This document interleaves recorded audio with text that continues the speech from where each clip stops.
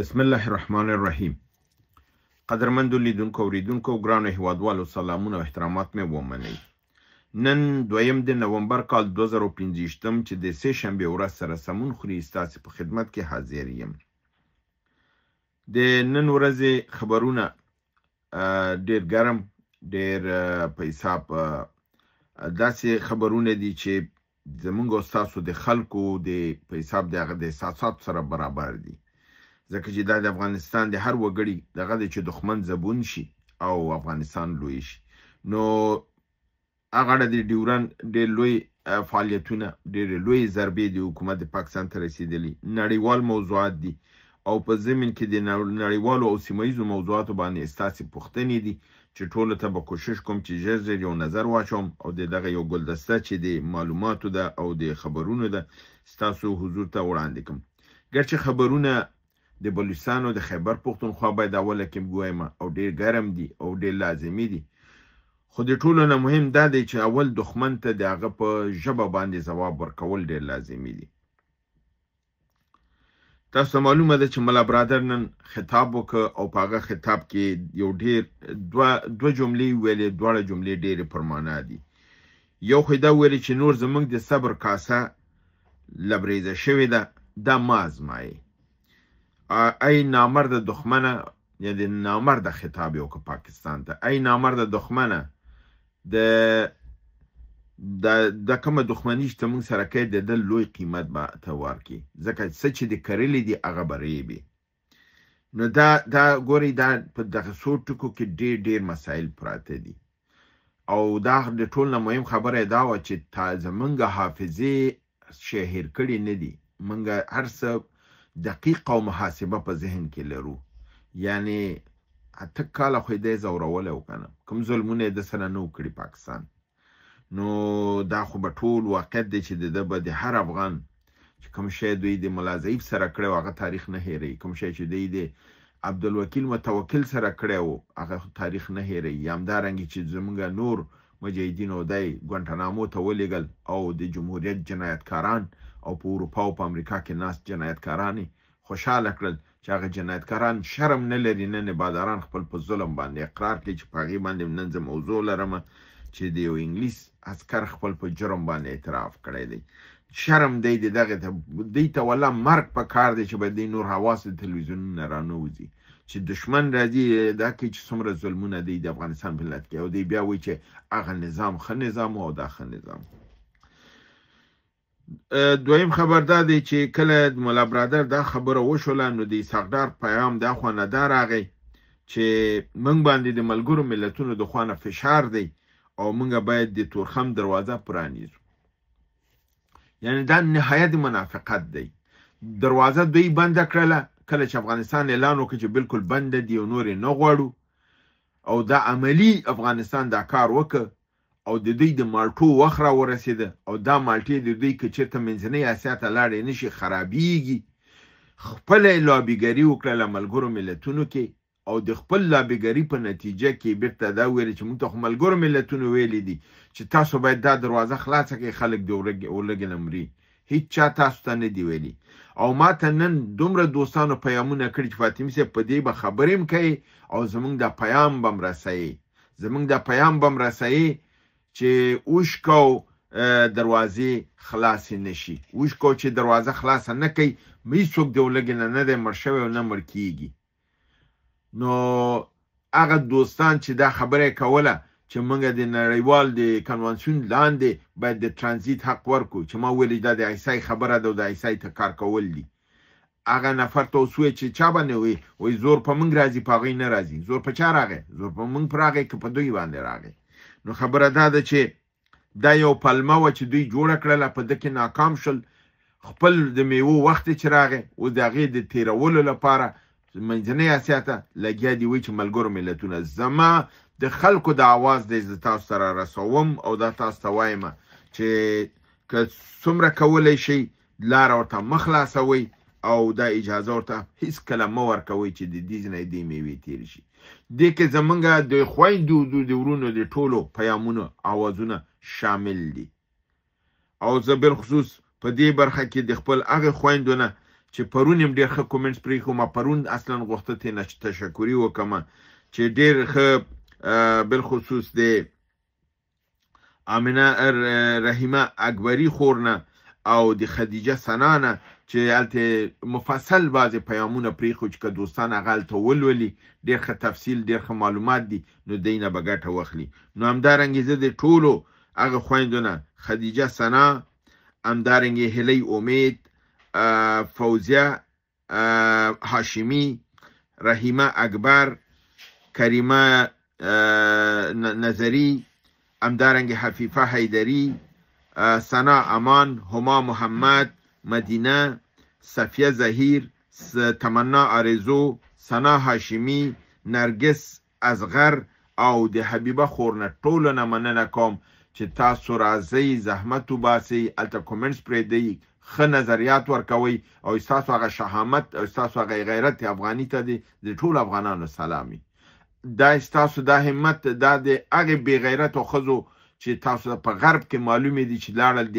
آیسای په غېږ کې پرېوتلې د هغې لپاره دا ډېر لوی دغه دی. او ستاسو د دغه زه په دې باندې دا نومونه مې دغه کړل چې نورې خویندې هم تشویق شي، هغې هم دې ډګر ته راشي خپله. او تاسو هر یو باید خپل هم چینلونه خلاص کړئ او دغه خپل فعالیت شروع کړئ، خپل اوازونه اوچت کړئ تر څو دا وشو کولی چې دا د افغانستان د ملت اواز په شریکه باندې ټولو ته وشو رسولی.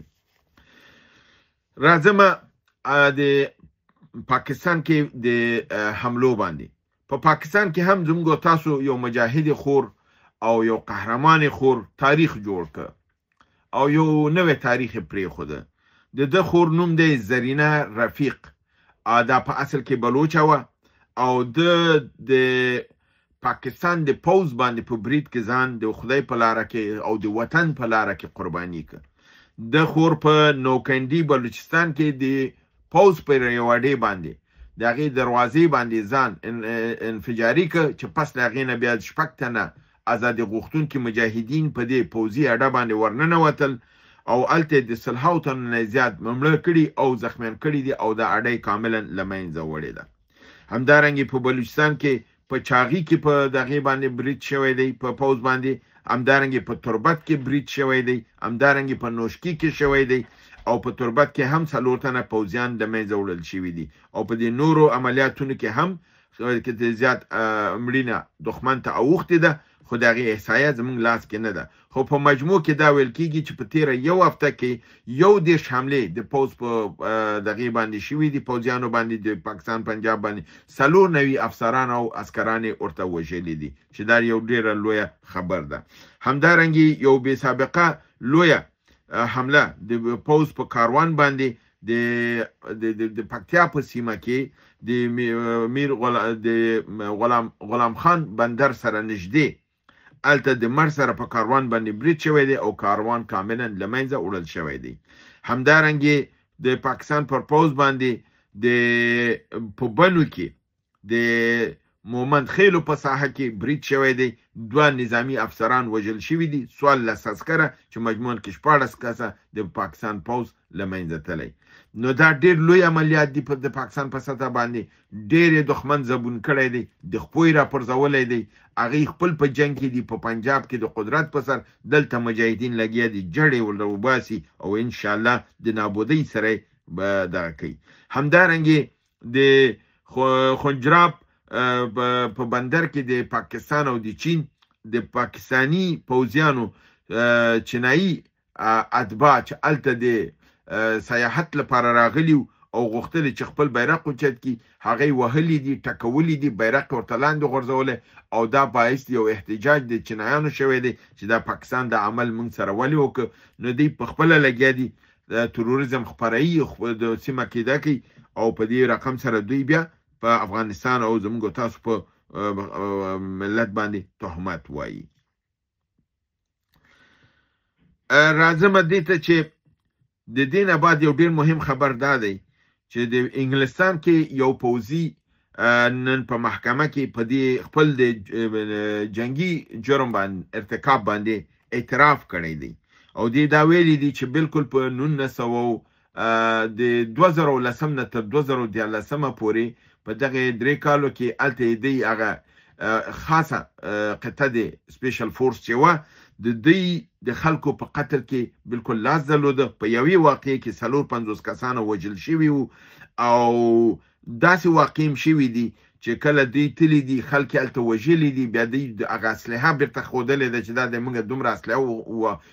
ونیوله، چون هغه به دروغ و، هغه به واقعیت نه و، هغه به طالبان نه و، ملکي خلک به نو اسلحه به لږه وه، تعداد د مړو به زیات و. دا کار هم شوی دی. بلې ویلي چې د شپې عملیات چې کله هم شوي دي، په شپې عملیاتو کې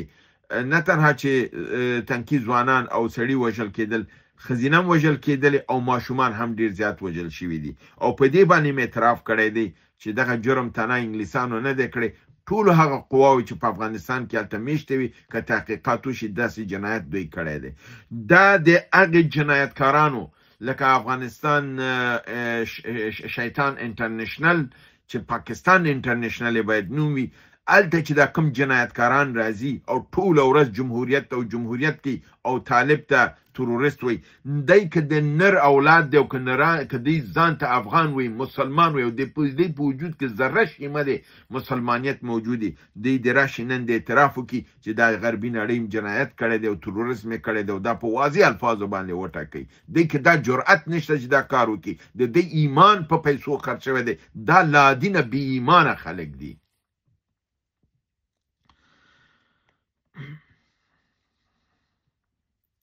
بل نړیوال خبر دا دی چې د چینایي د پټکاري او رادارګریزه تیارو موجودیت په مصر کې، یعنی د چین تیارې په مصر کې د اسرائیلو د سردردۍ باعث ګرځېدلی چې دا تیارې څنګه راغللې او څنګه کوزې شولې او دوی مانورونه هم کړي دي او د دوی دا رادار کې نه دی لیدل. نو د دې په بابت کې د امریکې سره اوس دوی دغه کې چې مصر بدون د ستا د اجازې نه د چین نه دا تیارې ولې واخیستلې. نو وروره دوی اوس هېڅوک نه پرېږدي. ایران ته وایي تا دا ولې واخیستل، مصر ته دوی په خپله اصلحې هم اخلي، دوی اتوم هم جوړوي، دوی وهل هم کوي، دوی ټکول هم کوي، دوی مسلمان هم وژني، مسلمان خاوره باندې ورننوځي. هغه جایز دی، خو که بل څوک خپل د ځان د دفاع لپاره هم شی اخلي، لکه پاکستان چې افغانستان ته وایي چې تا ولې دا ډرون ترلاسه کړي دي، ته ولې فرضاً دا اسلحه تا سره او دغې ته دنیا ته وایي چې راشي دا ترې نه واخلئ، دا ورته مه پرېږدئ، لپاره څه چې لاس تړلی دلته پروت او دا چې څه غواړي هغه وکړي. همدارنګې په راتلونکو ورځو کې ویتکاف د ډونالډ ټرمپ خاص استازی په ماسکو کې د پوتین سره به ګوري او د ده سره خاص ملګری به وي د ټرمپ زوم په نامه د کرشنر چې اصل کې یهود دی او یهودان تلابي کوي او د دې یهودي لپاره د دغې ډونالډ ټرمپ لور هم خپل مذهب بدل که او یهودی شوله چې په خپله ټرمپ ویلي زه افتخار کوم چې دی خپل د مینې لپاره خپل مذهب هم بدل کړی دی. دا هغه زومې دی چې دی اوس ماسکو ته علیحده د ویټکاف سره لیږل کېږي ته ودرېږه چې هلته د ایران او دې متعلق چې خبرې کېږي چې هغه بیا اسرائیل ته ذره په ذره ورسېږي. راځمه د ستاسو پوښتنو ته. انسټال 1087 یعنی 1087 وایي چې روسیه د شورای امنیت دایمي عضو دی او آیا دا کولی شي افغانستان سره کومک وکړي چې افغانستان خپل نمایندګي په ملګرو ملتونو کې واخلي او که نشي کولی موږ څنګه کولی شو دا کار په خپله وکړو. ګورئ په ملګرو ملتونو کې کله چې دوه مرحلې دي، یو د شورای امنیت ناسته ده چې د 5 ویتو پاورو د ویتو مسله ده. که چېرته یو مملکت راځي او خبره هغه نه غواړي ویتو کوي، چې ویتو کوي هغه فاینل خبره شو، بیا هغې باندې دویمه خبره نه کېږي. بل دا دی چې د رایګیري مسله ده، په رایګیرۍ کې ټول ممالک باید متحد اوسي. نو که روسیه هم غواړي، یعنی اول جواب خو به زه تاسو ته ووایم چې روسیه تر یو حده پورې کومک کولی شي، اما کاملا د رسمیت پیژندنې او کاملا د دې سیټ اخیستلې وظیفه نشي انجامولی، دونه قدرت او صلاحیت نه لري. اوله کې خو دا هم تاسو معلومه ده چې دا په خپله سیټ افغانستان ته نه ورکول دا خلاف د قانون د ملګرو ملتونو دی. نو د عمل چې شوی دا خلاف د قانون دی، خو بیا چې اوس دوی دغه خلاف قانون کړی په دې ولاړم دي دوی دا اجازه نه ورکوي فرضاً هلته فرانسه انګلیس امریکا دا یو طرف ته دي بیا د هغې سره هغه 9 ممالک نورم چې واړه واړه هغه امریکا په پیسو اخلي روسان او چینایان پیسې نه لګوي بنان امریکا روسیه په یوازې ځان نشي کولی چې موږ تاسو دا کار وکړي تاسو بیرته پوښتنه کړئ چې موږ څنګه کولی شو دا کار وکړو موږ تاسو یوه لاره لرو هغه دا دی چې د نړۍ د غوښتنو او د هغې د تقاضاګانو ته مثبت ځواب وویل شي چې کله کله هغې تقاضاګانې مثبت ځواب وویل شي نو هغه بیا تا سره همنوی کوي او دغه شورای امنیت کې بیا تا سره طرفداران زیاتېږي او ته کولی شي او هغې کې بارها موږ ویلي چې فرضاً د قانون اساسي مسله ده د حقوق د ښځو مسله ده د تعلیم و تربیې مسله ده د همدارنګې د مواد مخدرو مسله ده ډېر مسایل دي چې دا په ډېر په اسانه حل کېدی شي او دې باندې خبرې کېږي دا خو موږ یو چې دواړه خپې په یو موضوع کې کړي چې زه ښځه تعلیم ته نه پرېږدم نړۍ هم درته وایي چې تر څو ښځې ته د انسان په سترګه ونه ګوري تعلیم اجازه ورنه کړي د کار اجازه ورنه کړي زه تا ته ستا د خپله چوکۍ چې حق دم دی دا درته نه درکوم محمد طارق ثاقب وایي امریکایان د سوریې خاورې ته د الشره په اجازه داخل شوي دي او کې د زور له لارې دلته دوه خبرې دي یو خو دا دی چې د پخوانه مخکې دې نه چې الشره راشي دوی چون د دغې د بشار الاسد د پرځولو لپاره امریکا ورننوتې وه او هلته تاسو معلومه چې وخت داسې و چې بالکل ختمولو ته نږدې کړی چې د منځه یې ویسي خو روسانو اقدام وکړ او بشار الاسد د بچ کړ په هغه وخت کې د پټرولو ساحې امریکا نیولې وې اما په دې اواخرو کې بشار الاسد دا کوشش شروع کړو چې د OIC او د دې ممالکو په ذریعه باندې امریکا دې ته قادره کې جدي نه ووځي او امریکا په اخر وختو کې حاضره شوې وه ځکه د امریکا ډیره قوا نه وه په سوریه کې 900 تنو پورې وه 900 عسکري او څه تیارې او ټانکونه یې هلته وو او د پټرولو په ساحه کې وو خو کله فشار چې پرې راغی حاضر شوي وو چې ووځي په دې وخت کې چې نظام هلته بدل شو او الشره راغی اوس دا دی چې که فرضاً په زوري او که په راځی خو په دواړو حالاتو کې د الشره د برکت نه امریکا بیرته هلته نه تنها چې پاتې شوله بلکې په نویو سیمو کې چې پرون ما خپل په برنامه کې تاسو د هغې زومونه واخیستل چې دوی هلته لګیا دي پیګاګانې جوړوي چې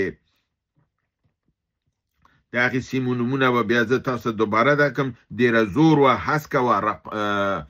رقه وه په دې رقې په دغه درې ساحو کې امریکا او نورو پایګاګانې هم جوړوي نو دا پایګاګانې د حکومت د الشره په خوښه باندې چې نه امکان نه لري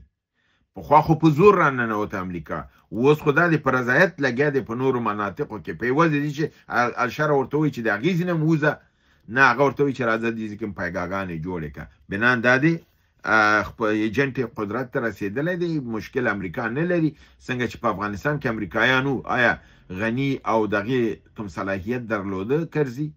نو عین شی دا دی غلامي دا چې څوک د غلامانو دفاع کوي د غلام نه راته د حر سړی جوړوي او وایي دا خو ترقي و که د غلامۍ کې د ترقۍ مسله وه نو بیا زموږ خو د انګلیسانو سره جنګ هم غلط و د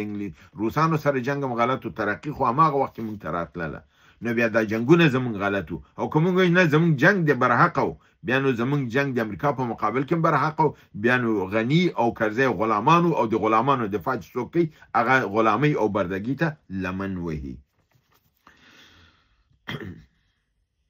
عبدالرحمن وایي چې که چیرې TTP خیبر پښتونخوا کې کامیاب شي نورولي محسود به د نړۍ سره روابط او تعاملات جوړ کړي او که شیخ هیبت الله او ملګرو په شان به نړۍ چیلنج کړي که اتم هم را باندې استعمال کړي در سره لاره نه جوړومه بیا هلته لیکلي ملا هیبت الله نو څومره چې زه معلومات لرم د تحریک طالبان د مشرانو نه هغې وایي چې ښه شو چې اسلامي امارت قدرت ته ورسېده او د دې دا کړنلارې چې موږ وکتله دا ناکامه کړنلارې وه او دوی ونه شو کولی چې نړۍ سره خپل اړیکې ورسوارې کړي او هغه ستونزې ځان ته جوړې کړې چې باید نه وي کړی، یعنې د ښځو تعلیم هغې وایي چې بالکل جایز دی او د په اسلامي حجاب او دې سره باید اجازه ورکړل شي. نو څومره چې زه معلومات لرم دی وایي چې نه موږ به عین رقم شریعت نه دغه کوو، بلکې موږ به د نړۍ سره روابط جوړوو او نه غواړو چې د بمبست سره به مخ شو. بله خبره دا ده چې دوی خو باید ځان ته نظام نه جوړوي، دوی به د همدې نظام سره یو ځای کېږي، چون دې نظام سره بیا یو ځای کېږي، لوی حکومت جوړېږي، بیا به د اکثریت د قوت په اساس باندې به دوی مخکې ځي. او تاسو معلومه ده چې پښتونخوا نفوذ زیات دی، علما یې زیات دي، د هغې اکثریت زیات دی، ولو که بیعت او تابعیت د مرکز سره لري، خپل کړنه لاره چې ده هغه به تطبیقولی شي. کامران شریفي وایي ایران او ترکیه د څه شي په تلاش کې دي. یو هیئت د ترکیې ایران ته تللی دی، دا دوی هلته څه کوي او څه امیدونه سره لري. شریفي دا هم وایي چې آیا د کولی شي چې په سیاسي مسایلو باندې اظهار نظر وکړي. بالکل وروره کاملا کولی شي اظهار نظر وکړي، هر افغان هر خور ورور زمونږه، صرف دا دی چې معلومات باید زیات ولري، مطالعه باید زیاته وکړي، د ورځې د ټولو واقعیو نه باید مطلع اوسئ تر څو نړۍ ته او خلکو ته معلومات وړاندې کړلی شي. ترکیه خپل اهداف لري په افغانستان کې، ځکه د سني نړۍ یو لوی قوي مملکت دی، ایران د اهل تشیع د نظام لوی قدرت دی او بل زموږ ګاونډی دی، دواړه خپل علایق لري، دواړه لګیا دي کوشش کوي چې د افغانستان د پاکستان او بل دا دی چې تاسو معلومه ده چې ترکیه د پاکستان استازیتوب کوي، قطر به د افغانستان ترکیه د پاکستان استازیتوب کو او قطر د افغانستان استازیتوب کو. دلته به ایران ډیر تمایل د افغانستان خواته، د ایران خواته بنئ، نو ترکیه غواړي چې هلته دا کړي. بله خبره دا ده چې په سعودي کې چې کومه ناسته د پاکستان سره په دې ورځو کې وشوله چې هغې کې انس حقاني و او همدارنګې مخکنی وزیر د معین د وزارت عدلیې و او پکې همدارنګې قهار بلخي و، دوی دغه کړي وو، هماغه هیئت چې په ترکیه کې خبرې کړي دا ناسته په سعودي کې ناکامه شوې ده. دې معنا دا دی چې پاکستان چې د سعودي نه کومه غوښتله استفاده وکړي او د هغې اثر و رسوخ په طالبانو استعمال کړي او خپل اهدافو ته ورسېږي، هلته هم ناکام شوی دی او په خوله باندې څوک خوړلی دی. بنان زه فکر نه کوم چې د ایران ناسته هم کامیابه شي، خو د ترکیې او د ایران سره خبرې د راتلونکي ناستې په سر دي چې د افغانستان سره مسله کې څنګه تعامل وکړي. آخري پوښتنه د ګل احمد احمدي ده.